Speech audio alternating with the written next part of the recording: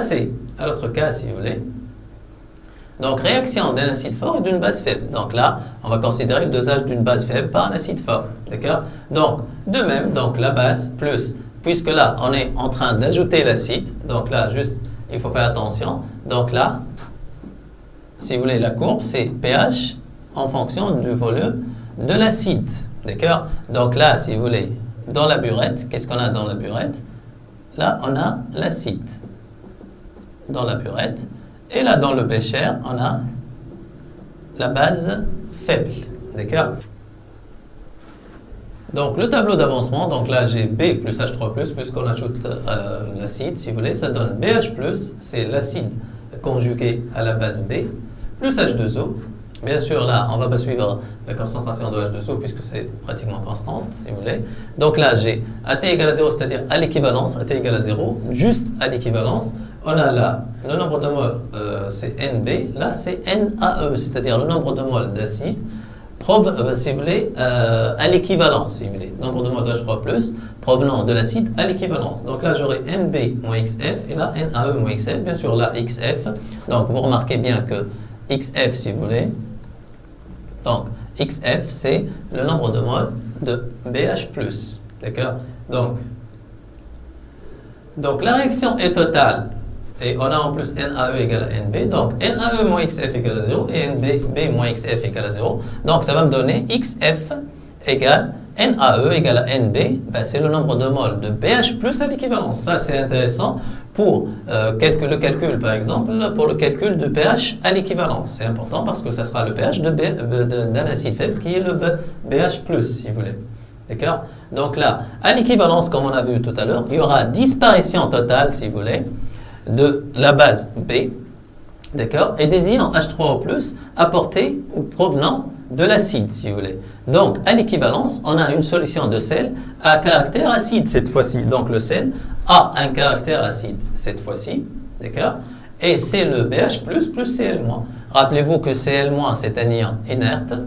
Donc, la concentration molaire, si vous voulez, de BH+, c'est égal à la concentration molaire, si vous voulez, de Cl-, qui sera la concentration molaire du sel à l'équivalence. Donc, BH+, si vous voulez, la concentration de BH+, c'est NBH+, sur le volume total, à savoir VB plus VAE.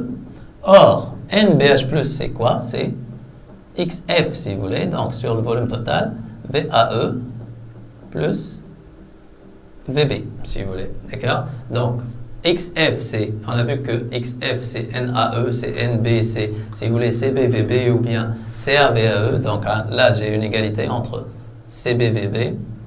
Ça, j'ai une égalité entre les deux, puisque c'est la première relation à l'équivalence. CaVA égale à CBVBE ou bien CBVB égale à CaVAE. D'accord? Donc, ça peut me permettre de déterminer la concentration du sel.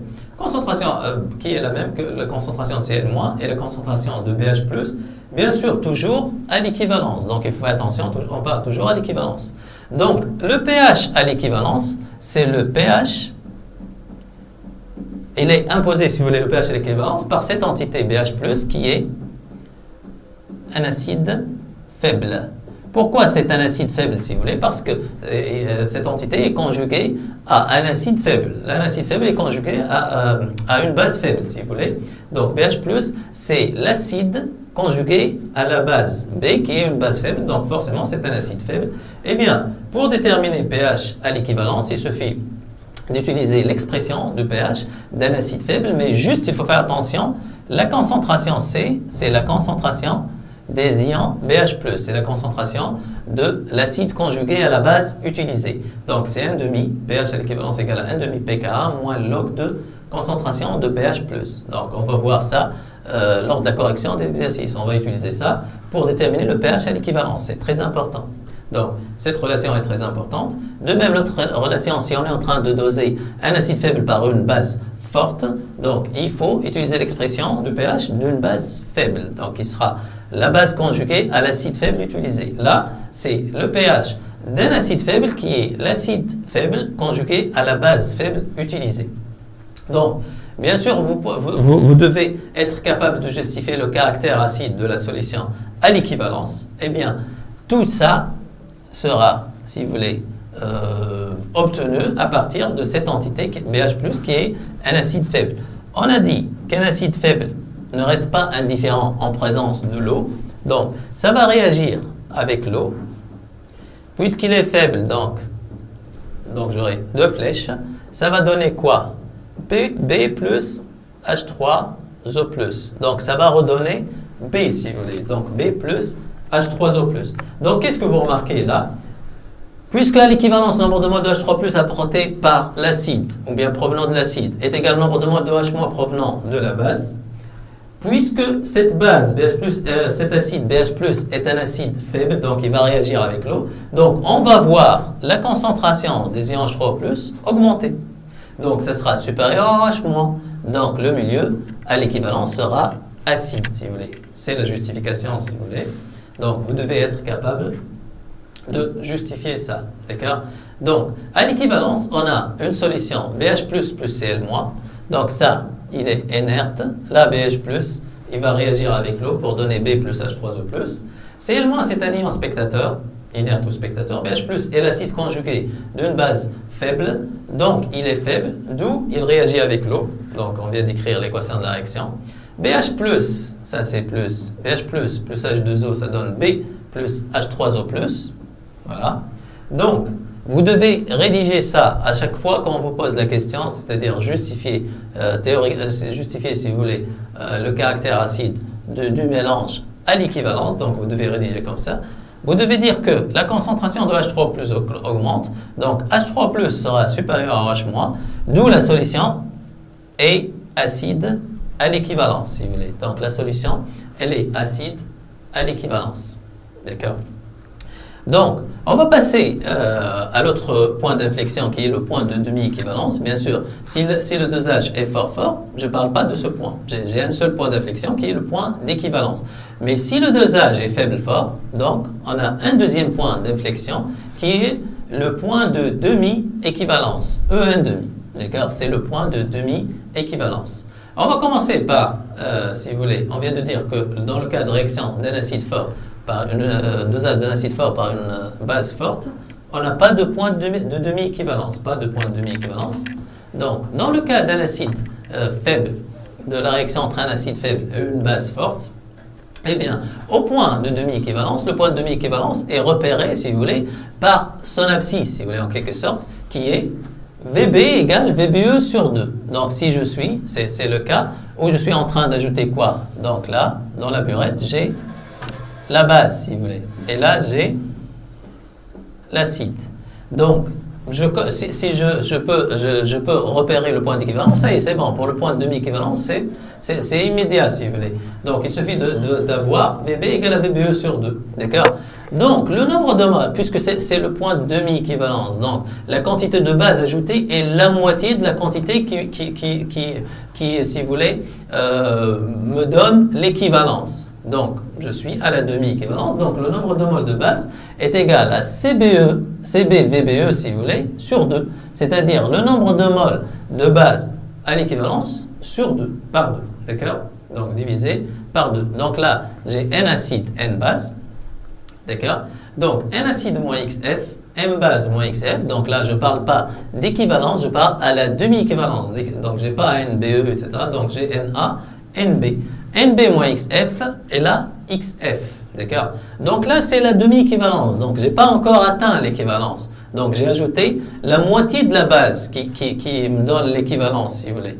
Donc, quelle est l'entité qui est en défaut, si vous voulez? Quel est le réactif limitant, si vous voulez, en quelque sorte? C'est OH-. Donc, parce que je n'ai pas atteint l'équivalence. Donc, le nombre de moles, si vous voulez, de AH est supérieur, si vous voulez, supérieur à OH-. Donc, puisque je suis à la demi-équivalence. D'accord? Donc, à l'état final, on a NA moins XF, MB moins XF, là, XF. D'accord?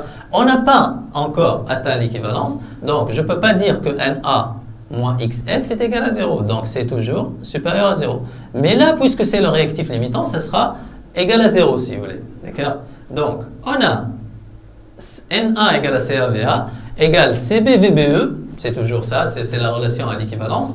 Donc NB, ça sera CBVBE sur 2, c'est-à-dire NBE sur 2. On vient de voir ça. D'où, donc NOH- est inférieur à NaH. D'accord? Donc OH- est limitant. Donc NB moins XF égale à 0. Donc j'aurai XF égale CBVBE égale à NB égale à CBVBE sur 2. C'est le nombre de moles de A- à l'équivalence. D'accord? Puisque là, c'est XF me donne le nombre de moles de A-. Donc, c'est égal à quoi? C'est égal à CBVBE sur 2. D'accord? Or, si vous voulez, le nombre de moles de AH, c'est quoi? C'est Na moins XF. Donc, AH, c'est Na moins XF. Na, c'est Ca, donc c'est CaVa moins XF. Or, CaVa, c'est quoi? C'est aussi CBVBE moins XF. Donc, ça va me donner quoi? Bien sûr, moins XF. Donc, ça va me donner CBVBE moins XF, c'est quoi? C'est CBVBE sur 2. Donc, moins CBVBE sur 2. Donc, ça sera égal CBVBE sur 2. Donc, là, c'est quoi? Le départ, c'est le nombre de moles de AH. Donc, ça, c'est le nombre de moles, si vous voulez, de AH. Donc, NaH, si vous voulez, est égal à CBVBE sur 2, qui est déjà égal à XF, qui est égal à N, si vous voulez, égal à N A-. Donc, c'est égal à N A-. Donc, voilà, XF égale à NB, c'est-à-dire CBVBE sur 2, c'est égal à N A-. Or, le nombre de moles de H égale à Na moins XF. On développe, comme on vient de voir tout à l'heure là-bas. Donc, on a vu ça là. Donc, finalement, j'aurai NaH est égal à quoi? Na-, mais il faut faire attention, c'est à l'équivalence. Donc, NaH à la demi, plutôt à la demi-équivalence. Donc, demi-équivalence. Donc, NaH égale à Na- à la demi-équivalence. Cette relation, elle est très importante. On va injecter ça, si vous voulez, dans l'expression de la constante d'acidité du couple pour, si vous voulez, prouver que à la demi-équivalence, le pH est égal au pKa, c'est-à-dire il est indépendant, il dépend uniquement du pKa de l'acide base. Donc c'est une constante, c'est une propriété très importante, si vous voulez. Donc d'où, au point de demi-équivalence, on a AH égale à A-. Donc rappelez-vous que la constante d'acidité, c'est A- fois H3O plus sur AH. À la demi-équivalence, AH égale à A-. Donc là, je vais appliquer ça à la demi-équivalence. Donc je vais simplifier A-AH. Donc j'aurai quoi? 10 puissance moins pKa égale à quoi? 10 moins pH. Donc j'aurai, ou bien d'une autre façon, H3O plus égale à quoi? Égale Ka. Concentration de H3O plus égale à Ka. Mais il faut faire attention, c'est à la demi-équivalence. Ça veut dire quoi? Que pH est égal à quoi? pKa. Mais il faut faire attention, là, c'est là à la demi-équivalence. Voilà. Ou bien de cette façon, donc, je vais appliquer 10 puissance. Donc, le Ka, c'est quoi? C'est 10 puissance moins pKa. Est égal à quoi? 10 puissance moins pH. Donc, ça veut dire que pH à la demi-équivalence est égal à pKa du couple considéré, c'est-à-dire couple AH, A-. Donc, si vous voulez, on va voir que c'est pratiquement la même chose dans le cas d'un dosage d'une base faible par un acide fort.